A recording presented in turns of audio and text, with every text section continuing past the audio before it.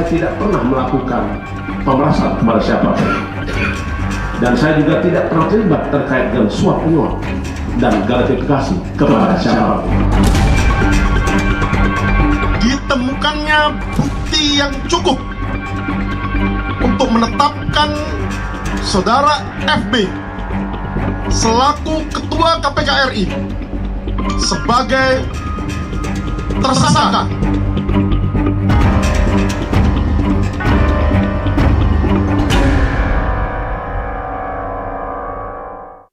Pemirsa, Anda kembali di Metro Siang. Setelah 3 bulan pemeriksaan terhadap Ketua KPK Firly Bahuri, akhirnya pihak kepolisian menetapkan status hukum Firly sebagai tersangka atas dugaan pemerasan dan juga penerimaan gratifikasi. Kami akan mengajak Anda untuk melihat bagaimana perjalanan kasus Firly Bahuri ini sampai akhirnya polisi menetapkan sebagai tersangka. Yang pertama diawali dari tanggal 12 Oktober 2020, maksud kami 12 Agustus 2023, di mana saat itu Polda Metro Jaya menerima laporan adanya dugaan pemerasan dari kala itu adalah Menteri Pertanian Syahrul Yassin Limpo.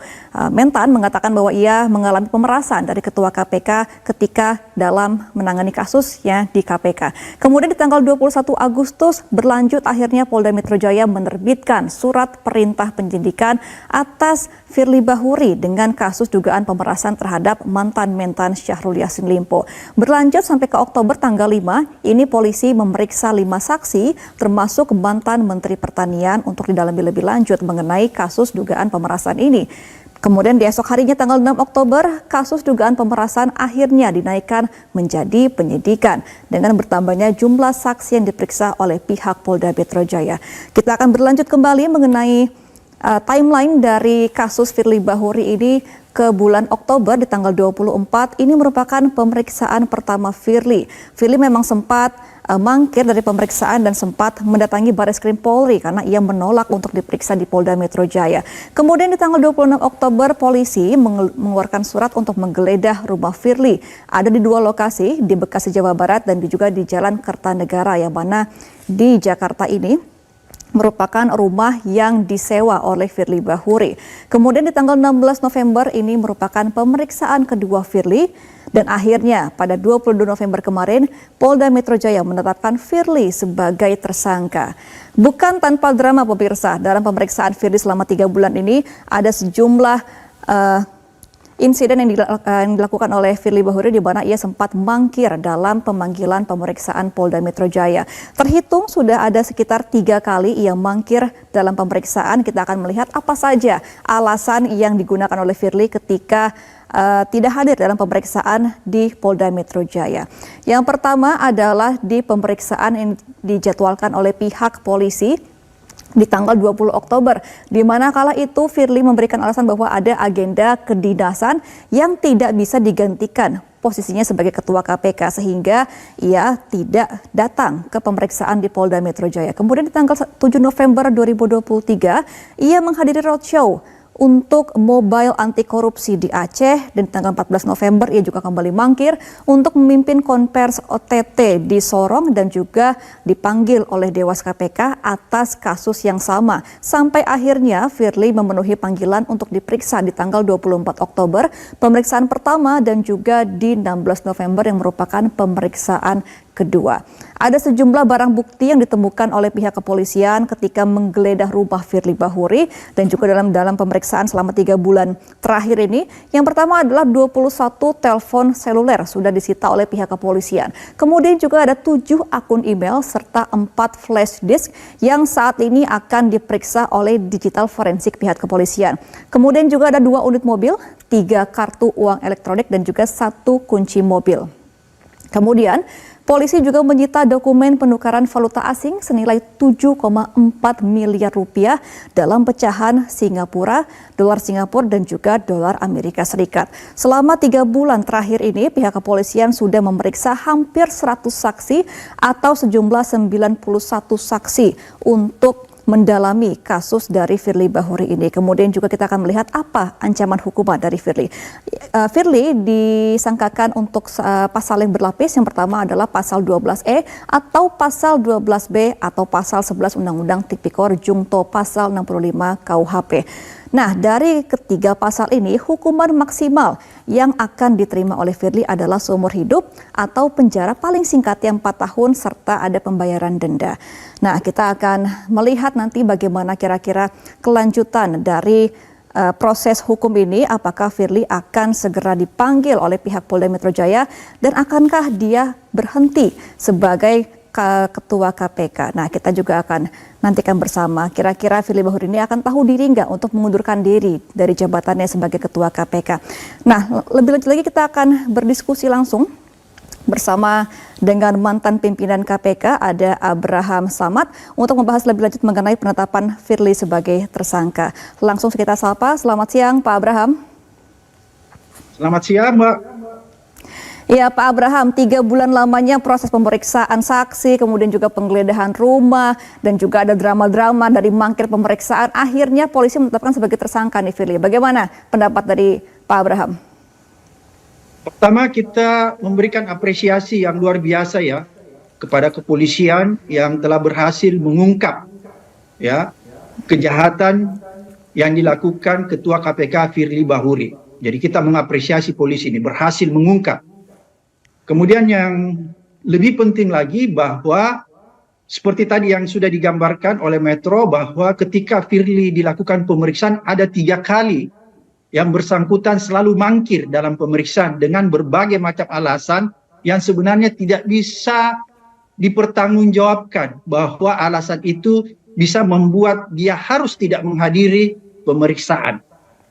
Kemudian yang ketiga, dengan adanya manuver-manuver atau drama-drama seperti tadi yang disampaikan Metro yang dilakukan Firly selama menjalani pemeriksaan, dan yang terakhir adalah drama menutup wajahnya ketika di atas mobil. Ini adalah rangkaian peristiwa-peristiwa yang dilakukan Firly ya, menghambat proses pemeriksaan terhadap dirinya yang akan dilakukan oleh penyidik. Kemudian memperlambat, menunda-nunda sehingga kasus ini berlarut-larut, pengungkapannya sampai berbulan-bulan. Karena itu indikator-indikator yang saya sebutkan tadi, alasan-alasan ya terhambatnya pemeriksaan ini karena ada upaya-upaya yang dilakukan oleh Firly menghambat dengan berbagai macam cara, maka yang idealnya dilakukan pihak kepolisian segera mengeluarkan surat penangkapan ya. Jadi surat penangkapan terhadap Firly Bahuri. Kemudian Firly Bahuri ditangkap, kemudian dibawa diperiksa di kepolisian, dan setelah itu dijobloskan masuk ke dalam tahanan. Kenapa ini harus dilakukan? Karena kita melihat tadi bahwa selama menjalani pemeriksaan, Firly tidak pernah kooperatif, justru melakukan hambatan-hambatan, ya, melakukan upaya-upaya untuk menghambat pemeriksaannya, sehingga alasan-alasan ini terpenuhi bagi aturan-aturan hukum untuk melakukan penangkapan segera terhadap Firly Bahuri untuk dibawa ke kepolisian untuk diperiksa dan kemudian dilanjutkan dengan penahanan. Oke, baik Pak Samad, nah kira-kira sudah jadi tersangka nih Firly, ya. Akankah dia tahu diri untuk mundur dari jabatannya sebagai Ketua KPK? Tapi tahan dulu karena kita harus jeda pemirsa, tetap bersama kami di Metro Siang. Pemirsa, Anda kembali di Metro Siang, kita masih bersama dengan Abraham Samad. Bang Samad, ini kan sudah jadi tersangka Firly-nya. Akankah Firly ini tahu diri untuk mengundurkan diri dari jabatan KPK atau dia akan menunggu surat pemberhentian khusus dari Presiden? Oke, sebelum saya jawab itu Mbak, apakah dia bisa mundur secara langsung atau menunggu, kita perlu ketahui bahwa kejahatan Firly yang disampaikan Polda semalam ya, pasal-pasal yang dikenakan adalah pemerasan, suap, gratifikasi. Jenis-jenis kejahatan yang ada di dalam undang-undang korupsi, pemerasan adalah kejahatan yang paling sadis dari kejahatan tindak pidana korupsi. Oleh karena itu, menurut saya kejahatan yang dilakukan Firly ini adalah kejahatan yang paling sadis, yaitu berupa pemerasan. Maka seharusnya Firly segera mengundurkan diri atau menunggu proses pemberhentian sementara yang dilakukan oleh Presiden. Jadi ada 2 ya. Tapi kalau menurut hemat saya, karena kejahatan yang dilakukan Firly adalah kejahatan yang paling sadis tingkatannya di kejahatan korupsi, yaitu pemerasan, maka seyogyanya, seidealnya dia harus mengundurkan diri sebagai bentuk pertanggungjawaban dia. Dan yang terpenting bahwa polisi segera melakukan langkah-langkah yang lebih konkret agar supaya menutup ruang gerak Firly untuk tidak melakukan langkah-langkah yang kontraproduktif. Apa itu langkah-langkah yang kontraproduktif? Bisa saja Firly melarikan diri, bisa saja Firly menghilangkan barang bukti.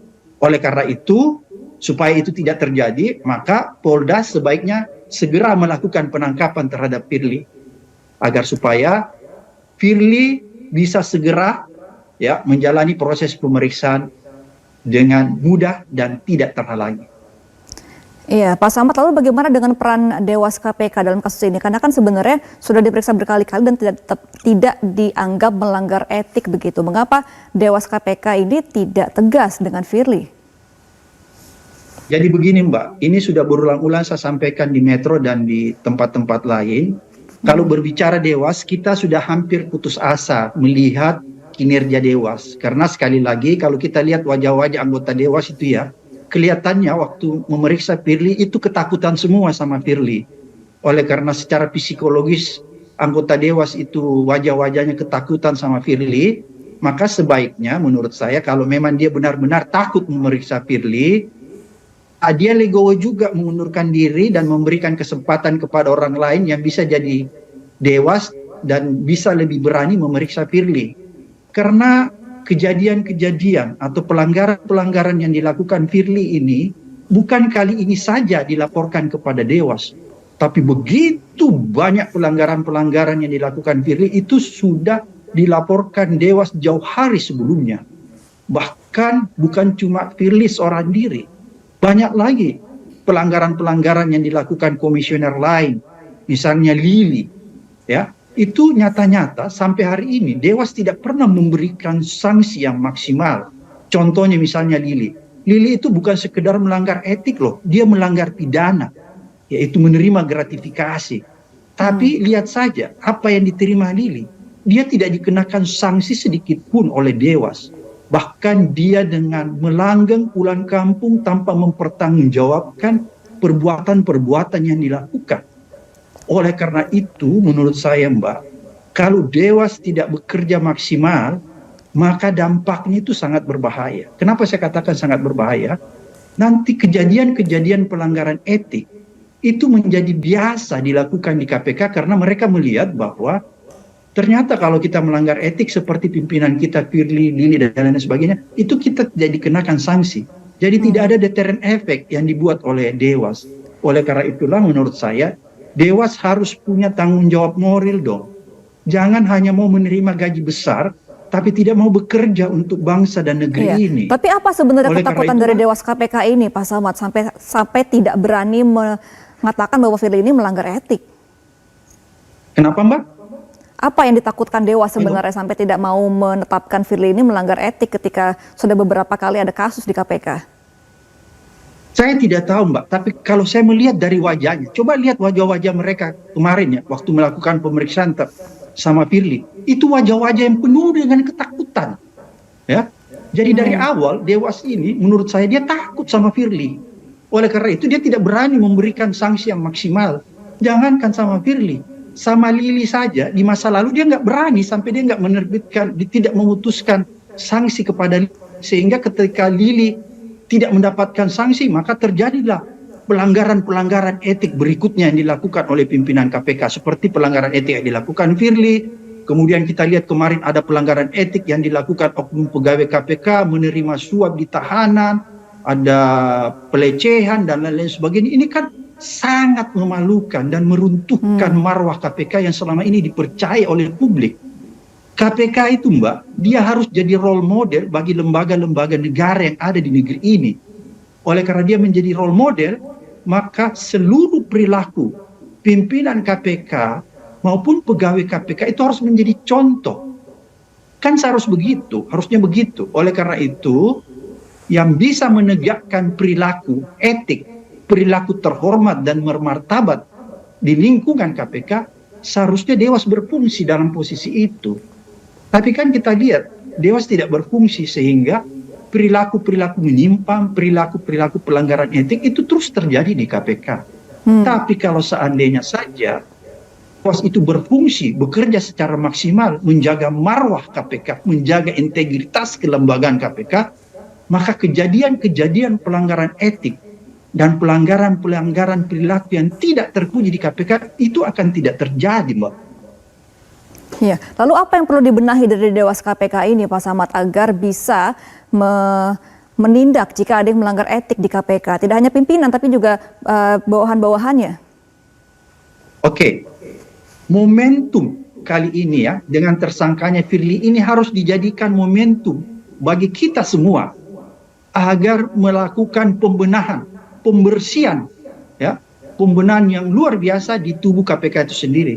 Termasuk kita harus membenahi keberadaan KPK agar supaya membenahi Dewas, menurut saya, agar supaya Dewas itu bisa berfungsi semaksimal mungkin. Oleh karena itu, peristiwa hari ini, ya, kejadian hari ini, penetapan Firly sebagai tersangka ini harus dijadikan momentum pembenahan dan pembersihan di tubuh KPK, termasuk membenahi Dewan Pengawas KPK agar supaya dia bisa menjadi Dewan Pengawas yang betul-betul berfungsi untuk menegakkan etik serta martabat kelembagaan KPK. Karena tugas Dewan Pengawas itu adalah menegakkan etika serta menegakkan martabat kelembagaan KPK. Tapi ketika Dewas sudah tidak bisa berfungsi menegakkan etik dan menegakkan martabat kelembagaan KPK, maka konsekuensinya Dewas harus dievaluasi, harus direkonstruksi. Baik. Itu jalan keluar yang paling ideal. Baik, berarti pembenahan Dewas, dan kita juga akan melihat bagaimana ketegasan Polri selanjutnya, apakah akan menangkap Firly Bahuri ketika sudah dijadikan tersangka. Baik, terima kasih Pak Abraham Samad selaku mantan pimpinan KPK sudah bergabung bersama kami di Metro Siang. Selamat kembali beraktivitas, Pak Samad. Jelajahi cara baru mendapatkan informasi. Download Metro TV Extend sekarang.